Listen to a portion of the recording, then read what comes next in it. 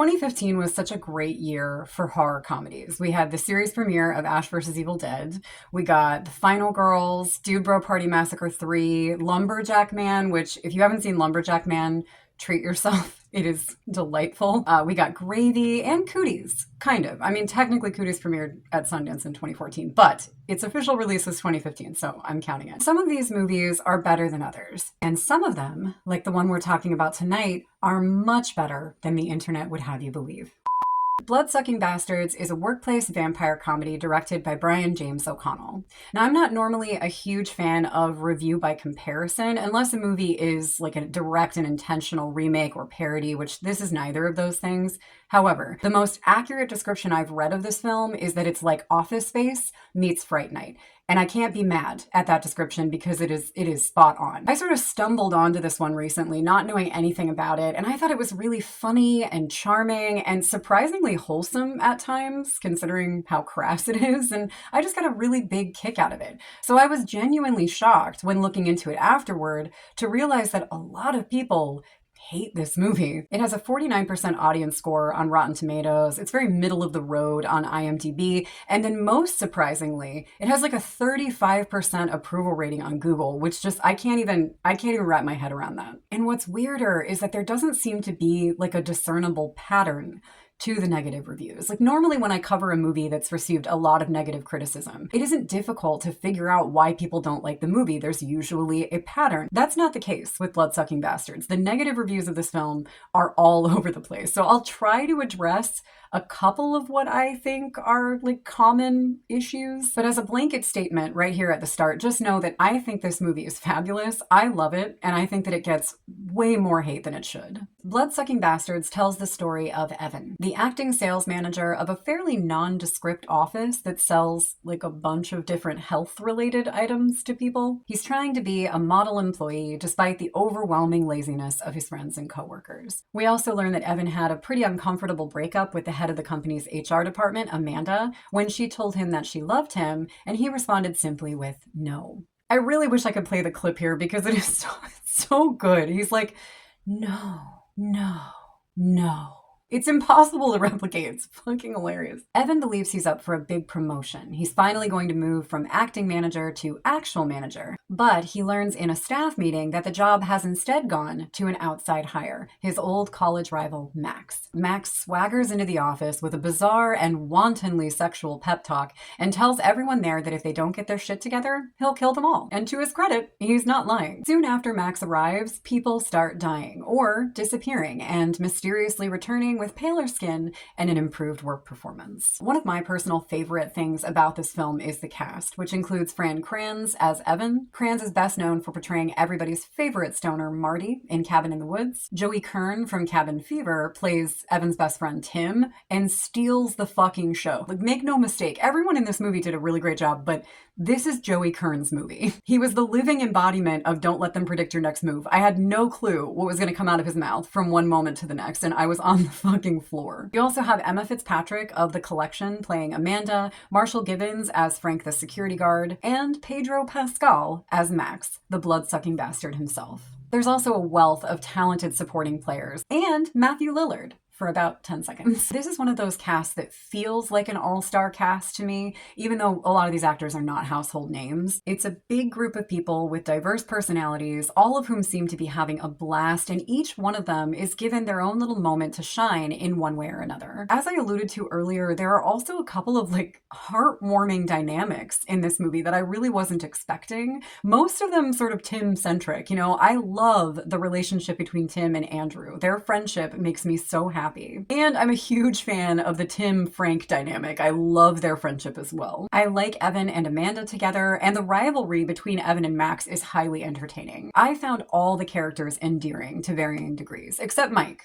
I hated Mike, but I mean, you know, you're kind of supposed to. The vampires are also a lot of fun. You know, they present as the kind of romantic, stereotypical vampire at times, but then they also get the monster treatment, which I really appreciate. I personally prefer my vampires veiny and undead. I find that a lot more interesting than when they're just supermodels with fangs. The special effects and makeup departments did a really great job with the vampire designs, as well as the blood and gore in general. Well, I mean, the blood. This is really not a very gory film, but it is a bloody one. The team at Monster Effects used two 55-gallon tubs of blood for the film, which might not seem like a lot when we have movies like The Substance setting records in the thousands, but the average low-budget horror movie uses between 50 and 200 gallons. Reanimator only used 24. So yeah, I think Bloodsucking Bastards did a really good job with their 110 gallons, and they utilized them very well, especially in the third act.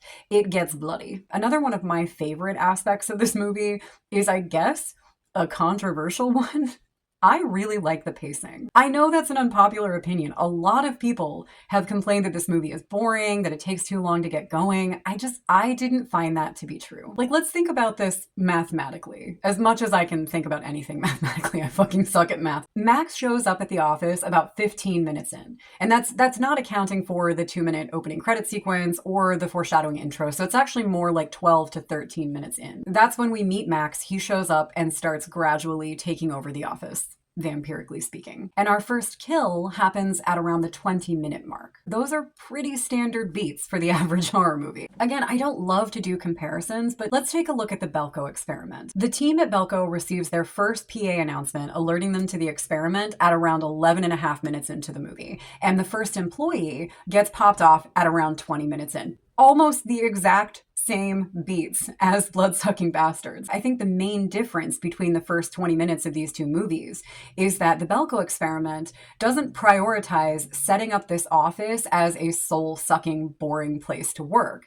Bloodsucking Bastards does. I think it's also worth noting that Bloodsucking Bastards was shot on a very low budget in a very short period of time. I think it was something like 16 or 18 days. So they knew they had very little money, very little time, and they knew that the space where they were filming was going to get wrecked the bloodier things got. So to keep things cheap and efficient, they also shot the film chronologically. So what we're seeing is a natural, realistic progression of a boring office being gradually infiltrated by vampires. I like that the film takes its time introducing us to the characters, establishing the relationships, and setting up jokes that pay off later down the line. And I love that the vampire takeover is happening very gradually in the background. I find that super entertaining, especially as Evan becomes more and more aware of what's happening. And he's panicking. His energy is like up here. But every time he runs to someone to tell them that the company's been taken over by vampires, they're like, oh yeah, I know. You know, their energy is like way down here. I find that really entertaining. So why is this movie that I find so charming and hilarious wildly unpopular?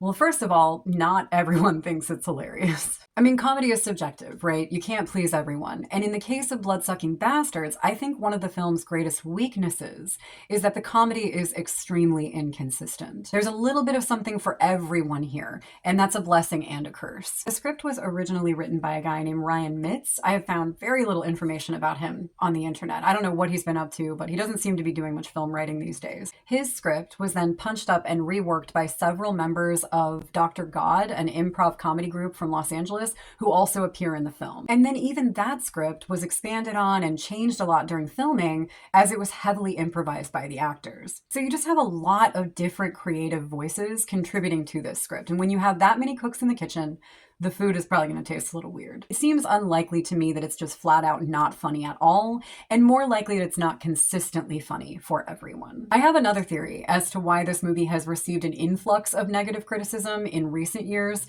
and I shall call this theory the Pedro Pascal effect. Bloodsucking Bastards actually did pretty well when it was first released. When the movie came out, Pedro Pascal had just appeared on Game of Thrones, so the internet had not lost their minds over him quite yet. But the more popular he's become, the more people are seeking out all of his movies for a good old-fashioned thirst watch. I say this as someone who is no stranger to a good thirst watch. I cannot tell you how many movies I have watched in my life that I wouldn't have watched if Jeffrey Combs hadn't been in them. I have seen Elfman a Christmas superhero movie, like 6 times because Jeffrey Combs plays the villain in it. And it becomes glaringly obvious that that's what's happening with Bloodsucking Bastards when you read what seems like an endless supply of some of the thirstiest reviews you'll ever read in your life. I have read reviews for actual porn that are less horny than the reviews for Bloodsucking Bastards. So the reality is that a lot of people are going into this movie with no real interest in the movie itself. They don't really care that much about the story, the production,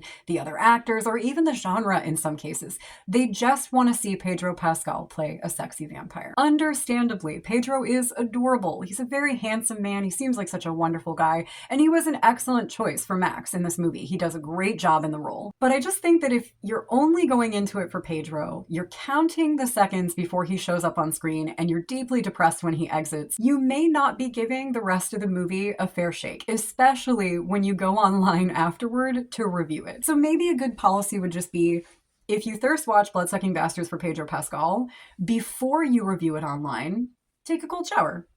Or 7. The Pedro Pascal effect is not all bad though, because his involvement in the film pretty much guarantees it will never die. He has turned the movie into an actual vampire. The lust for him is so strong, it's just going to keep driving people back to the movie, which is a really good thing. And for the record, as much as I love Pedro in this movie, he is not my favorite part of it. My favorite character in Bloodsucking Bastards is Dave. I wandered around and finally found somebody who... I love you, Dave. This does feel like as good a time as any to get my one complaint out of the way. The one thing I didn't love about this movie, and please know I am not trying to kill the vibe, but I do feel that in this day and age, it's important to point it out. You can tell this movie was written by a bunch of dudes. They seem like awesome guys, so I don't mean that as an insult, and I'm not mad at them for how they handled the female characters in this. But one thing is for certain, Bloodsucking Bastards does not pass the Bechdel test. Overall, though, I adore Bloodsucking Bastards. I think it's a very funny fusion of workplace comedy and vampire horror with great kills, fun characters, and it doesn't take itself too seriously, so maybe we shouldn't either, you know? I really hope more people come around to liking it. I just think it's a great example of what can be done when you have a little bit of money, a little bit of time, and a bunch of people who love to laugh coming together, you know, to have a good time. The video game that Tim and Mike are playing in this is a real game, by the way. It's called Zombier, and it's available on Steam for $5. I bought it and I played it last week. It's fucking ridiculous. You just run around getting drunk to stop yourself from turning into a zombie and attack people with a sex toy. I love it. I really wanted to bring back the decap recap this week. It was a segment that I did on the podcast. I was hoping to bring it over to the YouTube channel, but there's only one decapitation in this movie and it happens mostly off screen. I've read a lot of negative reviews in my life, like a lot. This movie has attracted some of the most bizarre. So like this guy, I'm gonna read this to you. Oh my God, I can't find the page. Where's the fucking page? When I first read the title of this movie, I immediately thought this was a movie regarding government officials at the office or the IRS. I was, however, very disgusted to find out that this movie was depicting the business world and their corporate leaders as the so-called blood-sucking bastards. The movie is complete crap, and the content is full of misdirected misinformation that is trying to make people in society at large believe that the true enemy to society's happiness, the government, is the good guy, and that the people who actually work hard and produce good and valuable things that everyone uses every day at cheap and affordable prices are the bad guys, capitalists. This mentality is going to destroy our society, and movies like this are complete crap and a waste of time. Half a star. He gave the movie half a star because he loves capitalism and he thought that the blood-sucking bastards were going to be members of the IRS. As somebody who has been oft accused of overthinking, gotta take a step back. It's not that deep. Bam, snap. Ow.